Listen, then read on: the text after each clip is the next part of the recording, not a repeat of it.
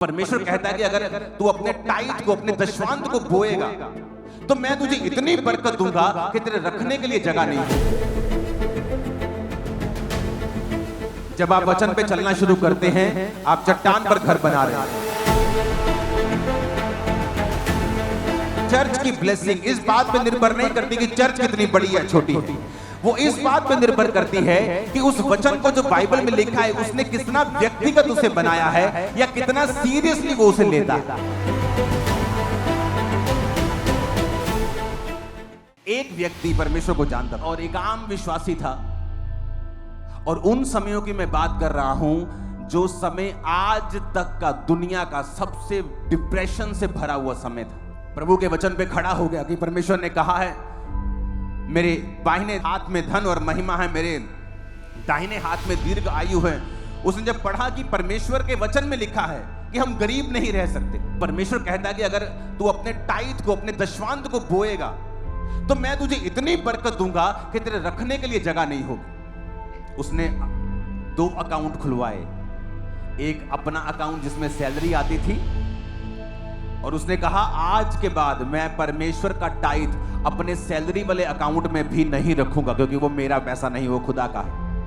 उसने दूसरा अकाउंट खुलवाया, अपनी सैलरी का 10% वो दूसरे अकाउंट में रखता था कि 2 दिन बाद भी अगर मुझे देना है तो मेरे अकाउंट में नहीं रहना चाहिए। उसने परमेश्वर के नाम का एक डेडिकेटेड अकाउंट खोल दिया कि ये अंकुर सेकंड अकाउंट जो है ये खुदा के लिए डेडिकेटेड, खुदा का अकाउंट है, खुदा के लिए डेडिकेटेड है।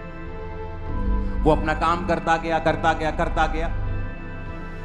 परमेश्वर ने उसके घर का माहौल धर्मी किया, उसकी पत्नी, उसका एक बच्चा हुआ, एक बेटा हुआ। वो अपने काम को करता गया, अपनी जिंदगी को नॉर्मल बिताता गया। क्योंकि कुछ लोग सोचते हैं कि जैसे ही वो टाइट देना शुरू करेंगे ना, 1 साल में आसमान खुल जाएगा, पता नहीं क्या क्या हो जाएगा। ऐसा नहीं होता। जब आप वचन पे चलना शुरू करते हैं, आप चट्टान पर घर बना रहे हैं।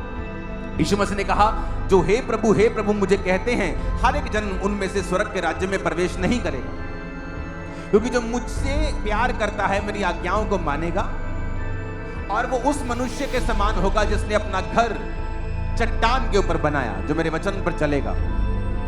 चट्टान को खोदना मुश्किल है, उस पर नींव डालना मुश्किल है, समय लगता है। चट्टान के ऊपर आप 1 साल में घर नहीं बना सकते।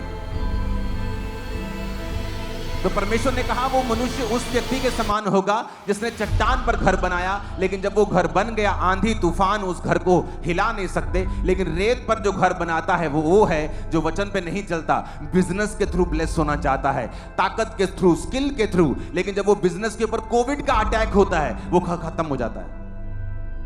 बड़े बड़े बिलियनियर स्टोरी सुनो, इंटरनेट के ऊपर पड़ी हैं, 2-4 गलत डिसीजन लिए, आज बैंकरप्ट होकर बैठे हैं,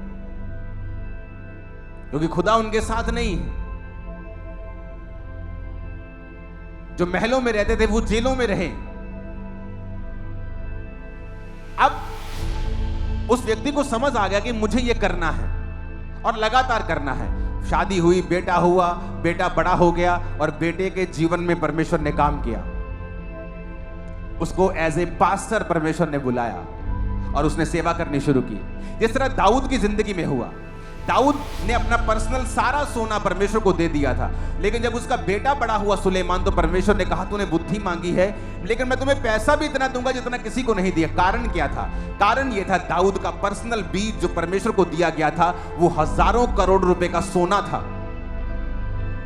और परमेश्वर ने उसके वंश को इतना अमीर किया जितना दुनिया में कोई भी राजा नहीं था।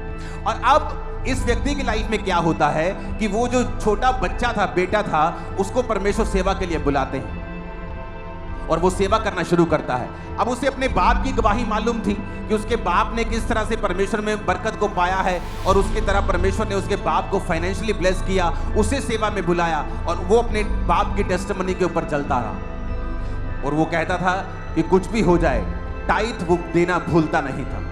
अगर आप इस दुनिया में स्टडी करेंगे तो इस दुनिया में आपको एक ही व्यक्ति ऐसा मिलेगा जिसने 27 प्लेन्स, कार्स नहीं, प्लेन्स डोनेट किए हैं।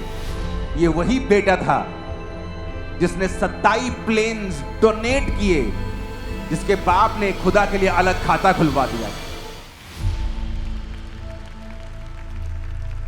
और वो कैसे अमीर हुआ?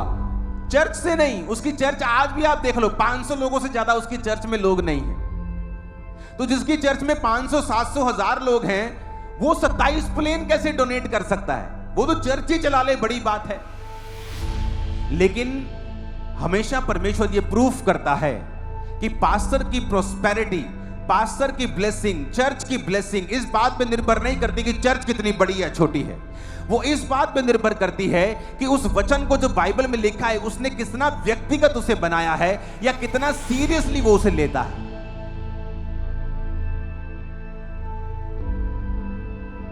वो टाई देता रहा, देता रहा, देता रहा। एक दिन जो जमीन उसने खरीदी थी, उस जमीन के नीचे नेचुरल गैस के भंडार निकला है। देखो क्या हुआ, नेचुरल गैस के भंडार निकल आए। और ऐसी ऐसी घटनाएं उसकी लाइफ में हुई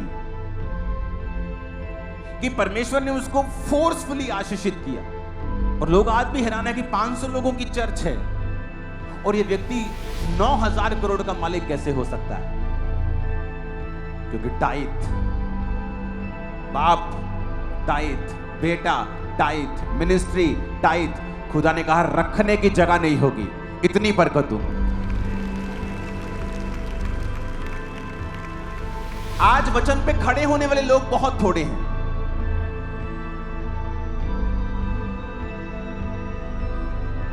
किसी के पास बेबी नहीं, वो वचन पढ़े, गर्भ का फल यहोवा की ओर से प्रतिफल है। आप चाहो तो इस वचन के ऊपर लड़ सकते हो परमेश्वर से कि प्रभु तेरे वचन में लिखा है। करो 10 साल प्रार्थना, 5 साल प्रार्थना और खुदा गर्भ खोल देगा, मैं जानता हूं। लेकिन वचन पे खड़े होने वाले लोग नहीं हैं। मुंह से कहते रहेंगे प्रभु कुछ कर, प्रभु मेरे को बेटा दे, मेरे जीवन में बेटी दे, कुछ कर कुछ कर। क्या करे परमेश्वर? वचन पे खड़े हो जाओ, वचन को व्यक्तिगत कर लो कि परमेश्वर कहता मैं टाइट दूंगा तो रखने की जगह नहीं होगी। चलो ठीक है, आज से मेरा डेडिकेशन हो गई। और सालों चली, पीढ़ी दर पीढ़ी चली और परमेश्वर ने इतना ब्लेस किया कि उस व्यक्ति ने 27 प्लेन्स डोनेट किए। आज भी जिंदा है, 60 साल से प्रचार कर रहा है, 88 साल का हो गया है। अगर आप गूगल पे जाएं तो केनेथ कोपलैंड की गवाही आप पढ़ सकते हैं। इमेजिन करो कि किस तरह से परमेश्वर ने ब्लेस किया अपने लोगों को। आपको ये बात बड़े ध्यान से समझनी है कि जब आप वचन पे चलेंगे ना, कुछ घटनाएं होंगी ऐसी जिन्हें आप घटित नहीं कर सकते थे, वो खुदा ने की हैं क्योंकि आप प्रभु के वचन से वफादार हैं। हालेलुया।